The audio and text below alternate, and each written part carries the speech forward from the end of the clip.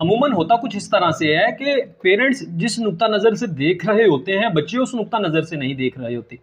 इसी वजह से बच्चों को अपने माँ-बाप की बातों का गुस्सा भी लगता है, अपने टीचर की बातों का गुस्सा भी लगता है। वो कह रहे होते हैं कि मैं नहीं स्टडी करूँगा, मैं नहीं पढ़ूँगा। अगर उन्हें काम करने के हवाले से कहा जाए तो वो काम भी नहीं करते।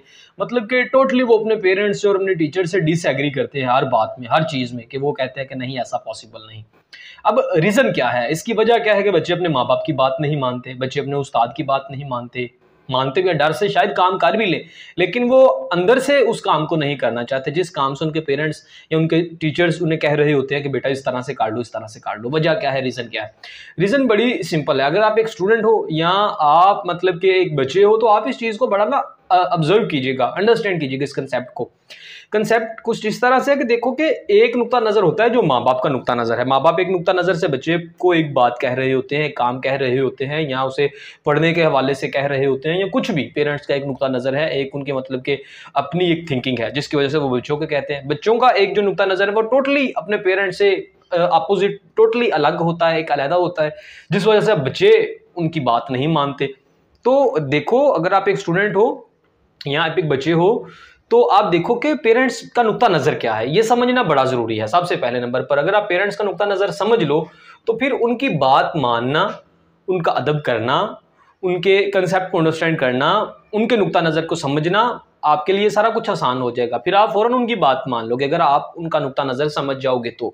अब उनका नुक्ता नज़र क्या है कि उनकी टोटली की टोटल जो भी काम आपको कहते हैं, चाहे वो स्टडी करने के हवाले से कहते हैं, चाहे रट्टा लगाने के हवाले से कहते हैं, चाहे जॉब करने के हवाले से कहते हैं, चाहे किसी काम के हवाले से कहते हैं, उनका नुक्ता नज़र बड़ा सिंपल, बड़ा क्लियर एक ही होता है। और वो नुक्ता नज़र क्या है कि किसी न किसी तरह से आपकी ज़िंदगी में पॉजिटिव चेंज आ जाए। पेरेंट्स सिर्फ और सिर्फ ये चाहते हैं कि उनकी औलाद, उनके जो बच्चे हैं, उनको ज़िंदगी में वो ठोकरें ना खानी पड़े जो उनको खानी पड़ी। मतलब उनका नुक्ता नज़र पॉजिटिव होता है। वो चाहे आगे रिजल्ट नेगेटिव आए या जो भी आए, वो एक अलग डिस्कशन है। लेकिन बेसिकली समझना इधर ये है कि उनका नुक्ता नज़र क्या है। उनका नुक्ता नज़र बड़ा क्लियर है कि उनके बच्चे की ज़िंदगी में पॉजिटिव चेंज आए, उनके बच्चे को वो प्रॉब्लम्स ना ज़िंदगी में फेस करनी पड़े जो उनको करनी पड़ी हैं, या उनको करनी पड़ी थी, या जो गलती उन्होंने की वो उनका बच्चे से ना हो। तो वो चाहे आपको स्टडी की तरफ लेके जाए, चाहे काम की तरफ, कहीं भी, लेकिन उनका नुक्ता नज़र बड़ा क्लियर होगा। वो होगा यही कि आपका फ़ायदा, आपका भला, यानी कि अपने बच्चे का भला। उस टीचर का जो नुक्ता नज़र होगा वो स्टूडेंट का भला ही होगा। अब वो स्टूडेंट उधर ये समझता है कि पता नहीं, अनकॉन्शियस तौर पर वो ये कहता भी नहीं, और लेकिन उसकी जो हरकतें होती हैं वो टोटली इस तरह से होती हैं। हरकतें वो किस तरह से करेगा कि पता नहीं कि यार अगर मैं स्टडी कर रहा हूँ तो इससे शायद मेरे टीचर को कोई फ़ायदा होगा, अगर मैं स्टडी करूँगा तो शायद मेरे माँ बाप को इससे बहुत ज़्यादा फ़ायदा होने वाला है, अगर मैं स्टडी करूँगा तो उससे मुझे कोई फ़ायदा नहीं बल्कि दूसरों को फ़ायदा होगा, अगर मैंने ये काम कर लिया तो इससे इनका फ़ायदा होगा।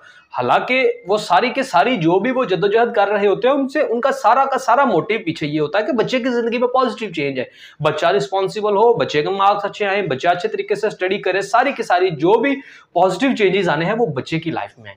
उनसे बड़े कम चेंजेस होंगे जो पेरेंट्स की ज़िंदगी में। पेरेंट्स ने तो अपनी ज़िंदगी गुजार ली, अब बच्चे ने अपनी ज़िंदगी गुजारनी है।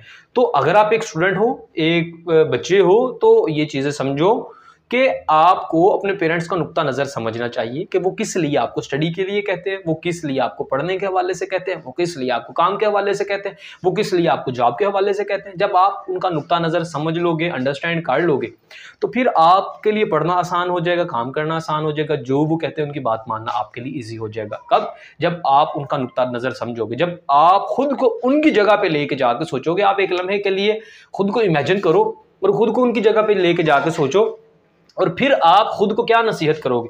यकीनन जो वो नसीहतें आपको कर रहे हैं, पढ़ लो, काम कर लो, स्टडी कर लो, होमवर्क कर लो, या जो भी, आप भी वो सारी की सारी नसीहतें करोगे।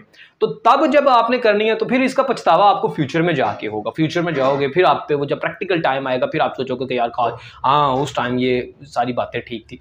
तो वो फ्यूचर आने से पहले ही आपको समझ जाना चाहिए, सही ट्रैक पे आ जाना चाहिए, उनकी बात को मान लेना चाहिए और उनके नुक्ता नज़र को समझ के उनकी पे अमल करना शुरू कर देना चाहिए। यकीनन सारा का सारा उनका मोटिव क्या है कि आपकी ज़िंदगी बदले, आपकी ज़िंदगी में पॉजिटिव चेंज आए।